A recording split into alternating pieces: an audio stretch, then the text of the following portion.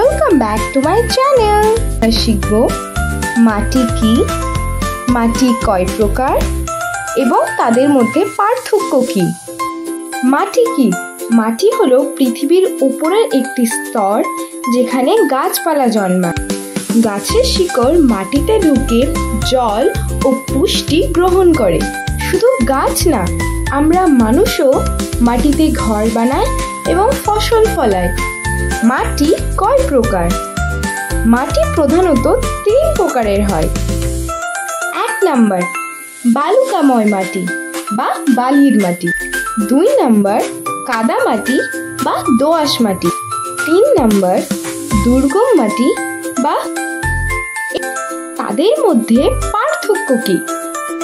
দেখো, 1 নাম্বার বালুকাময় মাটি বা বালির মাটি।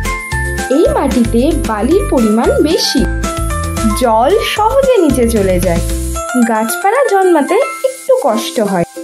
এগুলি সাধারণত মরুভূমি এলাকাতে পাওয়া। 2 নাম্বার দোআঁশ মাটি।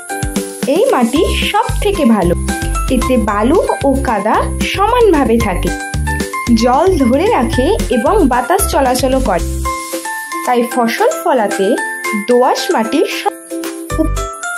3 নাম্বার এঁটেল মাটি। এই মাটি খুব নরম এবং আঠালো, জল ধরে রাখে, বাতাস চলাচল কঠিন। ধান চাষে এই মাটি ভালো কাজ। তাহলে আমরা কি? মাটি গাছের জন্য এবং আমাদের জন্য খুব। মাটি 3 প্রকার: বালুকাময় মাটি এবং এঁটেল। প্রত্যেক মাটির গুণাগুণ আর কাজও ভিন্ন। তো বন্ধুরা, আজ আমরা শিখলাম মাটির ধরন এবং তাদের। যদি ভিডিওটি ভালো লেগে থাকে তাহলে একটি লাইক এন্ড সাবস্ক্রাইব করে দিবে এবং কমেন্টে জানাবে ভিডিওটি কেমন।